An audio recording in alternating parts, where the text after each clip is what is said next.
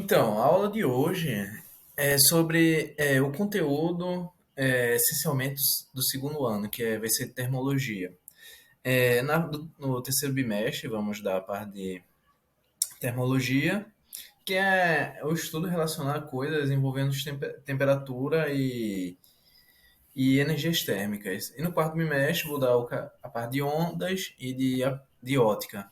Então, continuando, para explicar o assunto da aula de hoje, eu vou falar primeiramente, para iniciar, né? Vamos falar um pouco sobre os conceitos fundamentais da termologia. Termologia é uma continuação do estudo que viemos estudando na parte mecânica. Só que a mecânica é o estudo dos fenômenos macroscópicos. A termologia é o estudo dos fenômenos microscópicos, só que medidos indiretamente através de métodos macroscópicos. Entendeu? Por quê?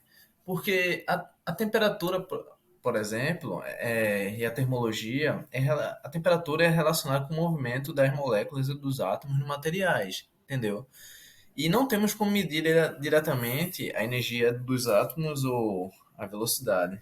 Por isso usamos medidas indiretas para fazer essas medidas, entendeu?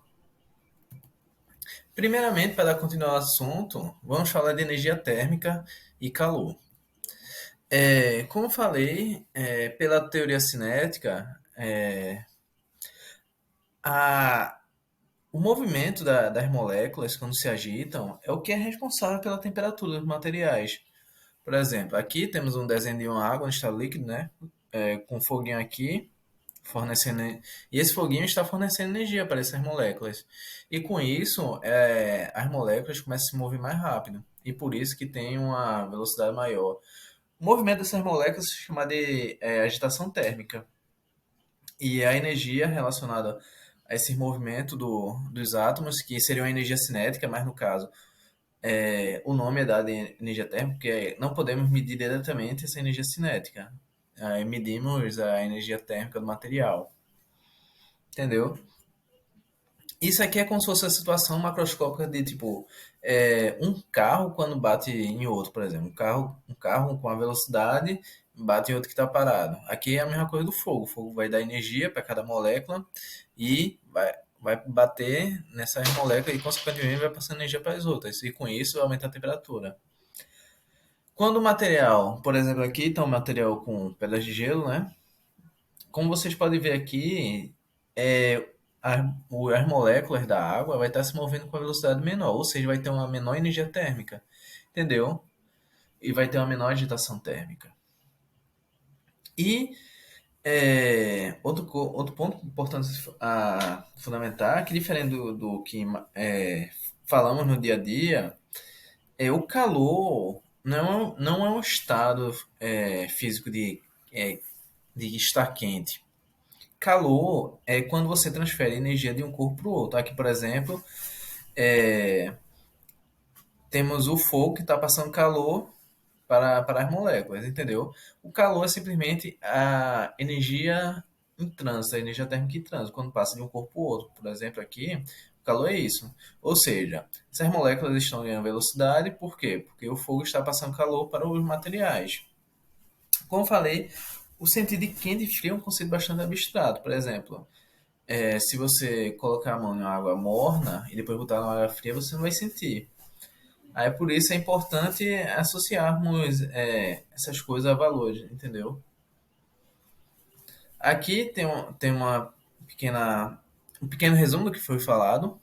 As moléculas constituintes na matéria estão sempre em movimento, denominada agitação térmica, e a energia cinética associada a esse movimento é denominada energia térmica. E a energia térmica em trânsito, damos o nome de calor, que é justamente o que eu falei, quando passa energia de um material para o outro, através da energia térmica, o nome é dado de calor. E outra coisa importante a salientar é que antigamente, antes de descobrir que Joule, ele descobriu que a energia térmica, não, a temperatura, o calor era um fluido antes de Joule, né? e pensava-se que era uma propriedade da matéria. Mas Joule descobriu que o calor também é uma forma de energia. Que você, tipo, por exemplo, uma água fervendo, você dá para, tipo, é o que é o funcionamento da usina nuclear quando a água ferve, né? E com isso gira uma pá que daí gera energia. Ou seja, a energia, o calor é uma forma de energia, entendeu? Ou seja, quando você transfere calor, você transfere energia. E antigamente, antes de ser essa descoberta de saber, no sistema internacional, a unidade de calor é Joule, e mas antes era utilizado também, que é utilizado até hoje em dia, uma unidade bem razoável que é utilizada, é a caloria. Quando vocês compram um alimento no pacote, vem dizendo lá, um biscoito lá, quantas calorias um sorvete, por exemplo.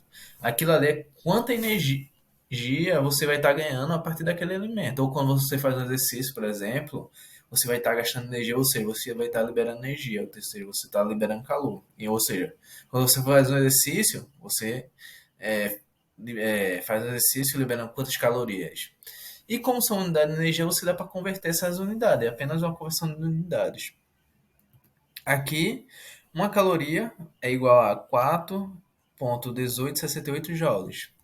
Aqui, como resumidamente o que eu falei, a medida da quantidade de calor trocada dos corpos é a medida de energia. Sendo assim, a unidade de quantidade de calor no sistema internacional é o joule. Não sei se vocês lembram da parte de energia que eu expliquei no semestre passado. Entretanto, a caloria, símbolo de cal, unidade estabelecida antes de se entender o calor como forma de energia, continua sendo utilizada para medir as quantidades de calor. Como vocês veem nos alimentos e quando você faz exercício físico, é constantemente utilizado. Entendeu? Prosseguindo, vamos falar dos estados de agregação da matéria. Tipo, como eu falei, a temperatura é relacionada aos movimentos das moléculas dos átomos. Mesmo nos materiais sólidos, os materiais ele têm uma certa temperatura. Ou seja, as moléculas do material, mesmo eles estão, vocês não vendo, mas eles estão se mexendo, mesmo no solo. Tipo, sua mesa ela está se mexendo porque tem uma temperatura nela, que é a vibração dos átomos. Mas ele tem uma certa. Tem uma ligação entre essas moléculas que não faz quebrar. Por isso é que tem uma estrutura fixa. Entendeu? Ou seja, a temperatura não é suficiente para quebrar as estruturas cristalinas no material. Por exemplo, aqui tem um cubo de gelo, como você pode ver, aqui ela está em temperatura mais baixa que a água líquida. Ou seja, para ter o cubo de gelo, precisa ter uma temperatura menor para não quebrar essas estruturas de materiais. Aí quando você vai fornecendo calor, ele vai derretendo e forma água líquida, que não possui uma estrutura fixa, mas ainda assim ele tem um volume específico, entendeu? Ele tem um volume certo. Entendeu? Ou seja, ainda possui ligação entre as moléculas de água. As moléculas de água não são soltas, elas são ainda um conjunto ligado. E quando você fornece ainda mais energia, a água líquida, ela evapora, e aí sim as ligações entre as moléculas se quebram e ela se transforma em vapor aqui, ó. O vapor aqui, entendeu? Ou seja, a temperatura é tão forte que ela consegue se deslocar do próprio material, tá entendendo? Ela começa se separar aqui e evaporar aqui quando você fornece uma certa quantidade de calor. Ou seja, os estados de agregação da matéria na natureza é o sólido, aqui representado pelo gelo, o líquido e o vapor, ou gás. Aqui, como eu estava falando, o solo ele apresenta uma estrutura fixa. Por quê? Porque apesar de existir uma certa temperatura, ou seja, as moléculas estão se mexendo, estão vibrando, mas ainda assim essas energias não são suficientes para quebrar essas ligações aqui, entendeu? Por isso é que ele fica sólidozinho. No líquido, por exemplo, apesar de ter uma velocidade maior que o sólido e uma liberdade maior, ou seja, ele se mexe, ainda assim, ele possui ligações entre eles, eles não são soltos. E no vapor é completamente livre essas moléculas, esses átomos aqui, entendeu? E com a velocidade bem maior. Por isso é que para chegar no vapor, precisa de uma temperatura bem maior, um líquido uma temperatura média, e o sólido é uma temperatura menor ainda. Mas para os materiais ser sólido, líquido ou gasoso, eles variam muito. Por exemplo, ferro, altas temperaturas, 600 graus, se não me engano, para chegar na fase líquida, e vapor bem mais ainda. Entendeu? Assim como tipo, o, O nitrogênio precisa de uma temperatura de 67 Kelvin para virar líquido. E o hélio, por exemplo, ele vira líquido a 4 Kelvin, que é uma escala. E ele não vira sólido, não. Entendeu? Se eu não me engano, conseguiram fazer só. Não lembro se conseguiram fazer sólido ou não, mas se precisar, precisa de altas pressões. Porque você tem que pressionar muito para agregar esses materiais. E na natureza, como sabemos, a água ela se encontra em três fases, nas três fases. Na fase líquida aqui, na fase sólida, na forma de gelo, e na forma de vapor, ou no ar aqui, nos gases aqui. Entendeu? Com isso, eu creio que vocês entenderam o estado de agregação na matéria e a influência da agitação térmica e da energia térmica com essa agregação. Ou seja, com maior temperatura, vai ter uma agitação térmica, né? E vai começar a quebrar essas, essa, essas ligações entre esses materiais, entendeu? Agora, como eu falei anteriormente, a noção de temperatura tem a ver com isso, com esse movimento das moléculas ou dos átomos no material. Isso tem a ver com a temperatura. A teoria que explica isso, essa noção de temperatura, é a teoria cinética dos gases. A gente usa muito gases porque gases são átomos livres, entendeu? Aqui, por exemplo, como eu falei, quando o gás ele está confinado no coeficiente, ele vai ter as moléculas vão estar dispersas aqui com uma certa velocidade, ou seja, vai ter uma certa agitação térmica e uma energia térmica aqui. E quando você fornece calor, os materiais vão ganhar mais agitação térmica, ou seja, vai ganhar mais energia cinética e com isso vai ganhar mais energia térmica aqui. Ou seja, com isso, esse material vai estar batendo mais nas paredes e vai ganhar mais temperatura. Ou seja, a temperatura é justamente isso, está relacionada com o quanto essas moléculas estão aqui se mexendo rápido aqui. Aqui, ó. Se você bota um fogo num bujão de gás, por exemplo, aqui, as moléculas vão bater mais rápido aqui na parede e vai adquirir maior velocidade aqui. Por isso, por exemplo, que, tipo, se um botijão de gás, você aquecer ele é capaz de explodir. Por quê? Porque essas moléculas estão batendo nas paredes com maior energia ainda. Não sei se vocês lembram do semestre passado, mas a energia cinética é o quê? É a massa vezes a velocidade ao quadrado dividido por 2. Ou seja, se você fornece calor e essas moléculas vai ganhar mais energia, vai ganhar mais velocidade. E com isso vai ficar batendo cada vez mais forte nas paredes. Por isso é que, tipo, o botijão explode, porque vai ter mais pressão interna. Tipo, a pressão é justamente isso, a força que essas moléculas vão estar batendo na parede, tá entendendo? É uma medida indireta da força que essas moléculas batem aqui nessa parede. Por isso é que quando você, tipo, você enche um pneu, quando você abre um botijão de gás, aparece aquele som de tsh, que é o quê? Que é o gás querendo fugir. O gás está com uma certa velocidade, e se você abre aqui, ele vai fugir aqui. Entendeu? Outro fator importante a saber é a noção de equilíbrio térmico.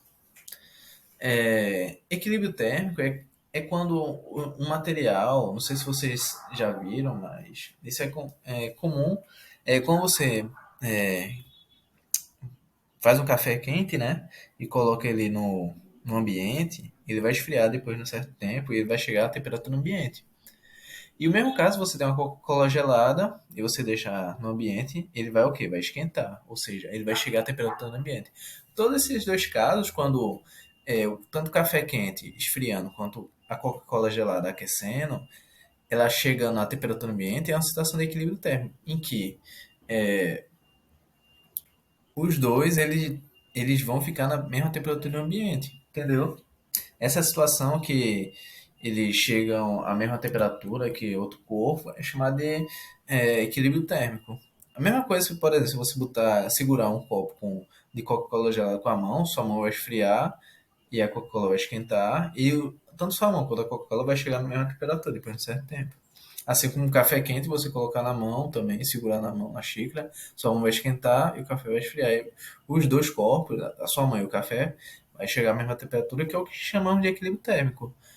Aqui tem uma explicação mais clara disso aqui, que fala o que é exatamente esse equilíbrio térmico. A situação final de equilíbrio caracterizada pela igualdade das temperaturas dos corpos constitui o equilíbrio térmico. Assim, dois corpos em equilíbrio térmico possuem obrigatoriamente temperaturas iguais.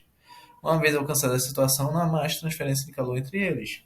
Ou seja, quando chega no equilíbrio térmico, nem o café vai esfriar mais e nem a Coca-Cola vai aquecer mais. Por isso é que fica na temperatura ambiente. Que é o esquema de funcionamento do termômetro também. O termômetro você coloca no braço depois de um certo tempo. Você tem que deixar no certo tempo, né? Você tem que deixar esse certo tempo justamente por causa disso. Porque tem que chegar no equilíbrio térmico. Entendeu? E com isso, explicamos a lei zero da termodinâmica. É chamada lei zero porque foi uma lei é, definida depois da descoberta da definição das outras leis. E por ser mais fundamental, foi nomeada de lei zero da termodinâmica.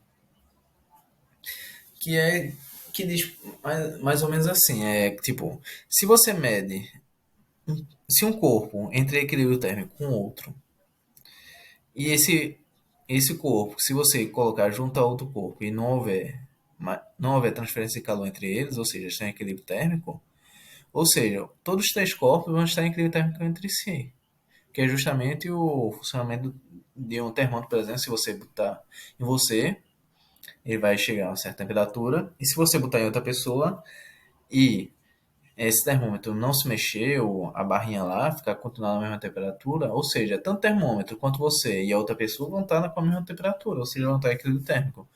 Ou seja, se três corpos estão com a mesma temperatura, vão estar em equilíbrio térmico entre si, entendeu?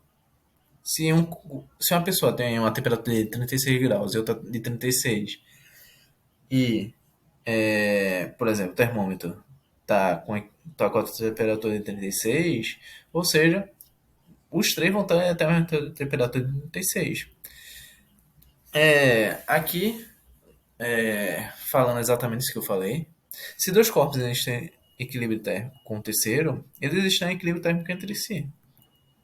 Assim, se um corpo A está em equilíbrio térmico com o corpo C e um corpo B também está em equilíbrio térmico com o corpo C, então os corpos A e B estão em equilíbrio térmico entre si. É um conceito bem fundamental que para a gente dar continuidade precisa saber esse conceito, tá entendendo? Que é justamente para a gente entender o conceito de temperatura. Agora, falamos do conceito de temperatura, mas para medir a temperatura temos que ter uma forma de medir, né? Um equipamento, um material. Tipo, o conceito de quente e frio é meio abstrato, é muito abstrato. Uma pessoa pode sentir uma coisa quente ou fria, dependendo. Cada pessoa tem uma sensação térmica diferente. Não sei se você. É tipo, por exemplo, como eu falei, se você bota a mão numa água morna e depois numa água gelada, você não vai sentir que essa água gelada tá gelada, entendeu? Por isso é que você vê na internet muita gente tipo, tomando banho em lago congelado assim e tal. Ou quando. Isso aí é por quê? Porque o cara sai da sauna, quando sai da sauna o corpo tá quente, quando vai pra água gelada nem sente, entendeu? Para isso precisamos de um equipamento e de escalas para fazer isso. O equipamento é chamado termômetro. O termômetro, por exemplo, muito utilizado é o de mercúrio aqui, que o mercúrio aqui fica aqui nessa barrinha e conforme em contato com você, ele chega em equilíbrio térmico e vai aumentar a temperatura e vai crescer essa barrinha. E vai crescer por quê? Isso vai ser um assunto que eu vou explicar posteriormente, é porque os materiais têm uma propriedade de dilatação térmica. Quando você fornece a temperatura a qualquer material, ele vai aumentar seu tamanho. Não sei se vocês já viram, mas em viadutos, por exemplo, ele tem um vão entre as estruturas de concreto que é para justamente isso. Tipo, o concreto você não pode perceber, mas ele possui uma variação de tamanho. Com o dia ele vai ganhar calor, né, por causa do sol, e vai aumentar a sua temperatura e vai aumentar seu tamanho. E de noite ele vai comprimir com a diminuição da temperatura e vai diminuir seu tamanho. E para que uma estrutura de concreto não entra dentro da outra, você tem que deixar esse vão, tá entendendo? Em trilhos de trem também tem esses vão e tal. Porque todos os materiais têm essa propriedade de crescer. Utilizando mercúrio, porque o mercúrio é um material interessante porque na temperatura ambiente ele é um metal líquido. E metais ele tem uma grande capacidade de absorver calor, entendeu?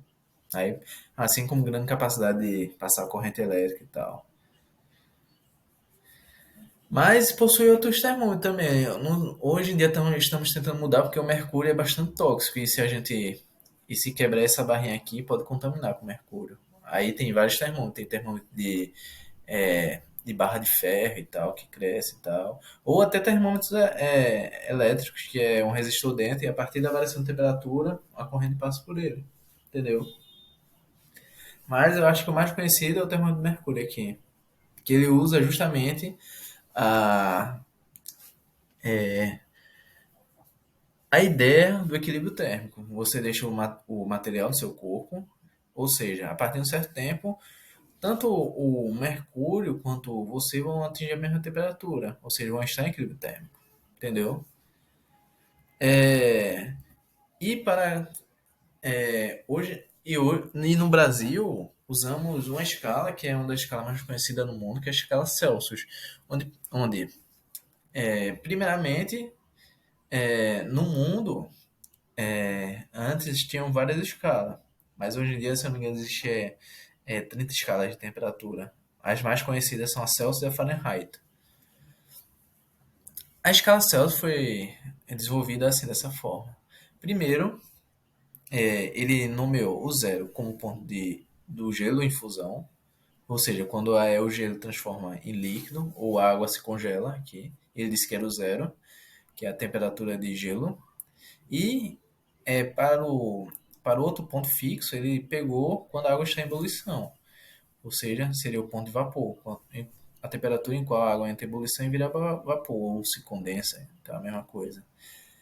Essa foi os dois pontos fixos que o Celsius ele nomeou que ele pegou a escala dele e depois ele pegou entre esses dois pontos, entre o ponto de gelo e o ponto de vapor, ele dividiu em 100 partes iguais aqui.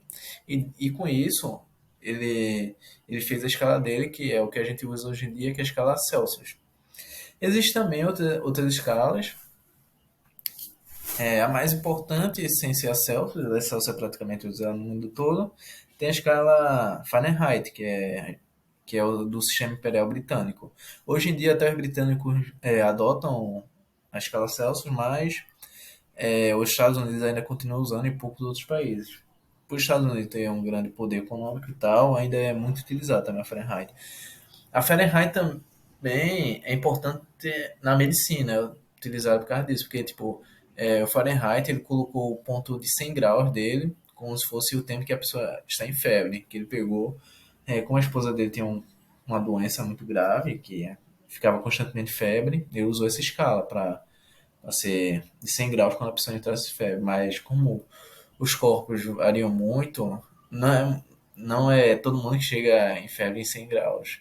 E a zero dele, da escala Fahrenheit, seria a menor temperatura da cidade dele na Polônia. E a divisão seria em 180 partes iguais, ou seja, uma escala mais fina. Mas essas escalas eu vou falar mais na próxima aula, que também tem a escala Kelvin, que é a escala utilizada na ciência, que usa como base a teoria cinética dos gases. E com isso terminamos nossa aula e creio que deu para dar uma pincelada básica em todos os conceitos fundamentais sobre essa parte de energia térmica, a estação térmica e o que é temperatura. Com isso, finalizo aqui minha aula e obrigado por assistir.